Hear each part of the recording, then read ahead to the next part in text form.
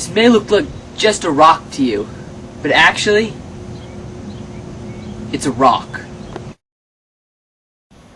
Busted! The Legend Busters!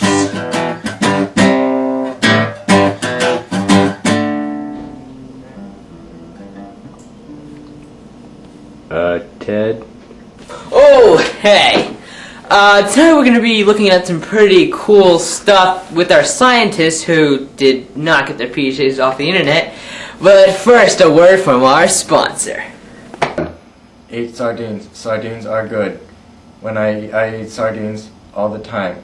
When I eat sardines, I feel fine. Sardines. Now, our top scientist will take me on an expedition to see whether invisible people are invisible or not. Hello. Tonight I have with me Dr. Von Schleichnig. Von Schleichnig! Yes, Von Schleichnig. And today he has brought his little invisible friend, and we're going to see whether invisible people are visible or not. Yes, I invited my friend Jimmy, who says he is invisible. He said he would be here today, so we will ask him a few questions about his condition and how he did it himself. And so, but first, we must make sure he is, in fact, here.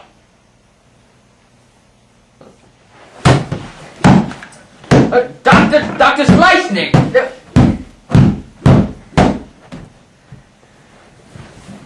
He clearly is not here.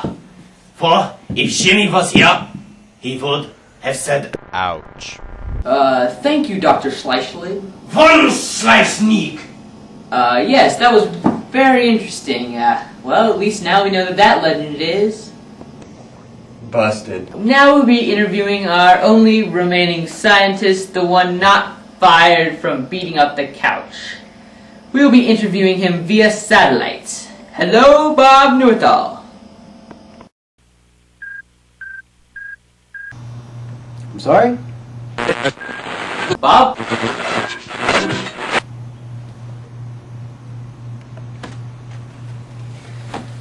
Hello?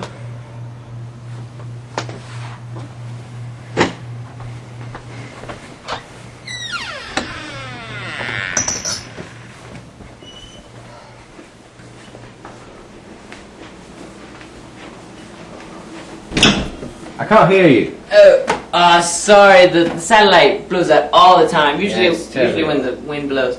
But the question was, is Elvis still alive? I don't know. Go off to Memphis and get some American to answer that question. Well, thank you very much. Haha. Excuse me. As it turned out, we never could get an American scientist to look at that whole Elvis thing, but, you know, we'll keep looking. Yeah, we're about to go to a commercial break, so, but before you do, can I just look at this? You know, don't change the channel. Yeah, it's you. Get your hands off the remote. Yeah, just sit back and relax during this commercial break. Yeah, everybody just kinda, you, Mr. Cameraman, yeah, you're not part of this. Sorry. Just the people at home.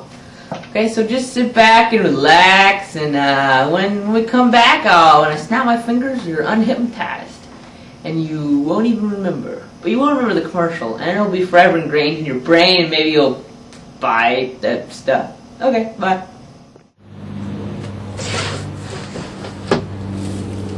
Every year, millions of people die from cancer. There's still no known cure for this sickness. You could donate your money for the cause of finding the cure. Or you could buy products from Memorex.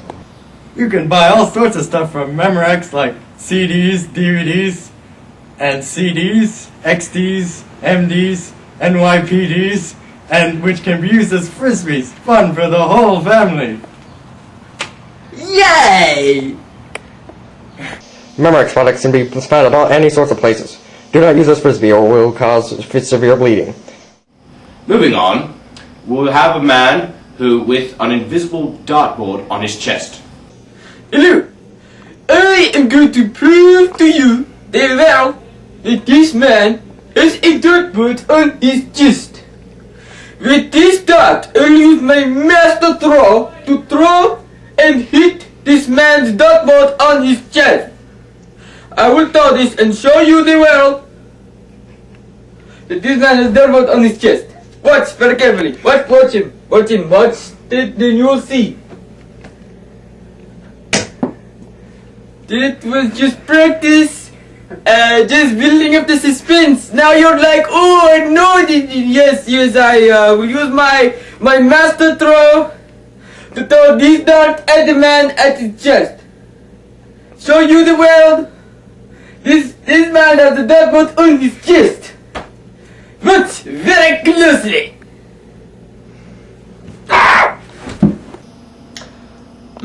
So, it seems he does not have an invisible dartboard on his chest, but it seems he has a visible dart in his chest. Yeah. So it seems that legend is Boosted. So far on Legend Busters, we've talked about invisible people, and Jimmy wasn't real. We talked about invisible people's dartboards in their heads. Sorry. Other stuff. But I can tell it's boring to you. I just won't talk about it. Anyway, so the next thing, we're going to do a little twist on this legend thing, because in the very first time when books were invented and libraries used those books, librarians have been boring. Yeah, boring. Like the guy that invented the library, Benjamin Franklin. Tell me one good thing that came out of that dude's life. Yeah, that dude did nothing with his life. He was boring. Then the American Revolution. He went off to England. Yeah, maybe it was to stop the war. Who cares? That dude sat around and drank tea all day. That's boring, you know? Like, yeah. So, we're going to interview some librarians and just see how boring they are. Because, I think this myth is going to be confirmed. Not busted anymore. Yeah, buddy. Let's check it out. Hello, I'm interviewing these librarians, and we have them in this room as to protect their identities. So, this one's Frank. Hello. Hi. And, so Frank, I'm going to ask you a couple questions. What do you do at work? Well, I don't know, you know, things librarians do. I tend to like to put books that are highly sought after, you know, stuff like Pride and Prejudice and Lord of the Rings and Rise and Fall of the Roman Empire. I like to put those books in the wrong section, and so people try to find those books, and of course they can't find them because they're not in the right place, and they ask me, and I say, what do you mean you can't find it, you stupid git? That's the easiest book to find, and of course they get all frustrated, and sometimes they don't ask me, I just watch them sort of try to break things, but of course they have to be all quiet because it's a library, and watching them in that sort of turmoil is always pretty interesting. Yeah. And now we have with us Edward. Well, I like to do many things at work, but namely I like to hide under the rug and jump out at people. It's rather dull, really. I mean, you get a lot of screaming, but it gets rather dull after a while. And occasionally I'll start burning things. It also gets a considerable amount of screaming. You know, a lot better than just pulling the fire alarm and have everybody file out. To actually burn something is a lot more exciting. Yeah. So, Frank, what do you like to do in your pastime? Oh, I don't know, not much. I do like to race motor cars through the Rocky Mountains. Not on any paved roads, of course. And we like to race around, and I lost 3 cars last weekend doing that. Well, me and my mates, you know, we like to pass around the whiskey and jump off the building. And So what did you do before you were a librarian? Well, I moved to Africa when I was 6, and a few years later I was made king of a little kingdom there. And that was rather nice, but there was a military coup, and I had to flee the country. There was some close scares there. well, before I became a librarian, which is truly exciting, I was in the CIA. That was rather dull. All we ever did was blow up things and get in the occasional 2-hour kick fight. So as you can see, those librarians are extremely boring. I mean, I almost fell asleep just listening to them. Phew. Well, anyway, that legend is... Confirmed. Confirmed.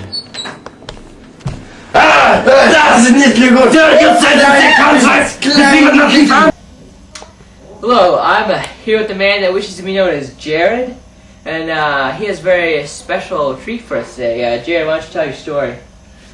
When I was in Beverly Hills, trying to get pictures of celebrities, and all of a sudden, I saw it. It looked like a suitcase glued to a chair, in the right light. It almost looked human. Well, why don't we show that footage?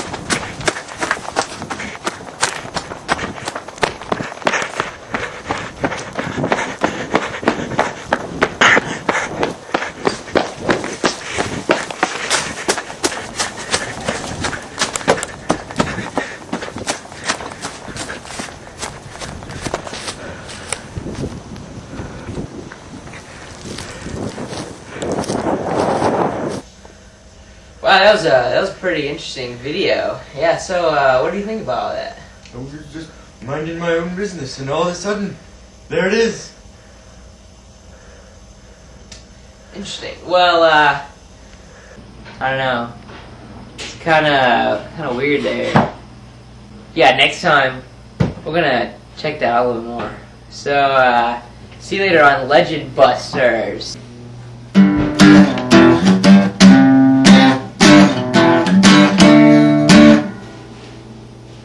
You shut up!